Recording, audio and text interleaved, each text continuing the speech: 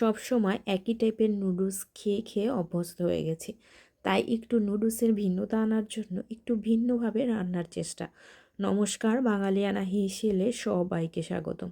তো পুরো রেসিপিটা দেখতে হলে ভিডিওটির সাথে থাকবেন। আর ভিডিওটা যদি আপনাদের একটুকু পছন্দ হয়ে থাকে তাহলে সাবস্ক্রাইব করে আমার চ্যানেলের পাশে থেকে যাবেন।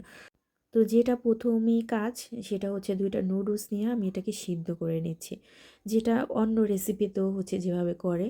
তো সিদ্ধ করা হয়ে গেছে, এখন এটা নামিয়ে ঝাঁঝরিতে ঢেলে হচ্ছে জলটাকে ঝরিয়ে নিলাম।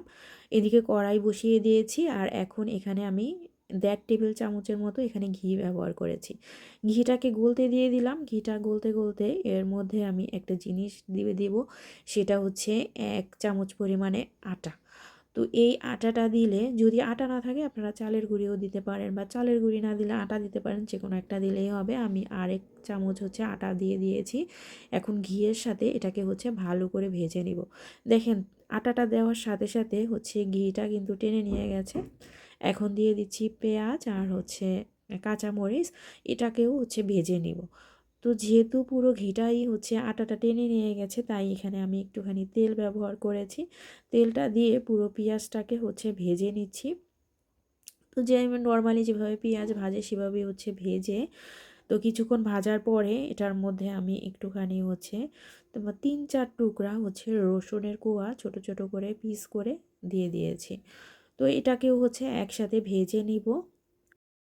কখনোই কিন্তু আমি এভাবে রান্না করে খাওয়া হয়নি, একদম নতুন। তো ভাবলাম যে আমি নতুন করে যেহেতু রেসিপিটা তৈরি করব, আপনাদের মাঝেও একটু শেয়ার করি। তো একটুখানি জল দিয়ে দিয়েছি, যেহেতু আটাটা হচ্ছে একদম দলা পাকিয়ে যাচ্ছিল, তাই একটু জল দিয়ে বারবার নেড়ে দিচ্ছি। আর 1 প্যাকেট নুডলসের মশলা দিয়ে দিয়েছি। এখন জলটা দেওয়ার পর এটা টেনে গিয়েছে, তাই আমি আরও 1 কাপ জল এটার সাথে অ্যাড করে নিয়েছি। এখন একদম আটার যেই দলা পেকে গেছে সেটাকে একদম সবগুলো ভেঙে দিয়েছি। আর অল্প একটু পরিমাণে লবণ দিয়েছি, লবণটা যার যার স্বাদ অনুযায়ী না দিলেও হয়। তো দেখেন, এটা হচ্ছে অনেকটাই ঘন হয়ে গিয়েছে। আর এখানে আমি 2 চামচ পরিমাণে হচ্ছে গুঁড়া দুধ ব্যবহার করেছি। গুঁড়া দুধটা যদি না থাকে তাহলে আপনারা গরুর দুধটাও ব্যবহার করতে পারবেন।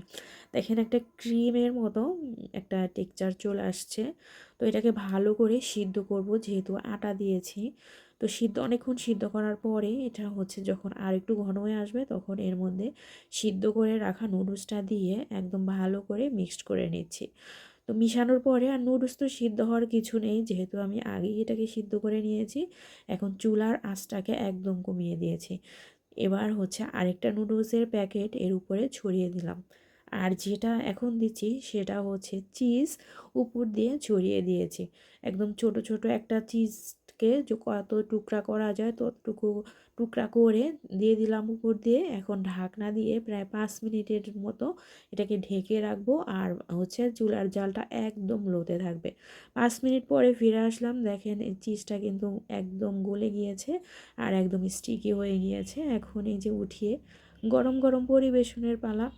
তবে খেতে কিন্তু একটু অন্যরকম লেগেছে, ভালোই লেগেছিলো। আর গরম গরম এটা খেতে ভালো লাগে, ঠান্ডা হয়ে গেলে আমি জানি না, কিন্তু গরমটাই বেশি ভালো লেগেছিলো।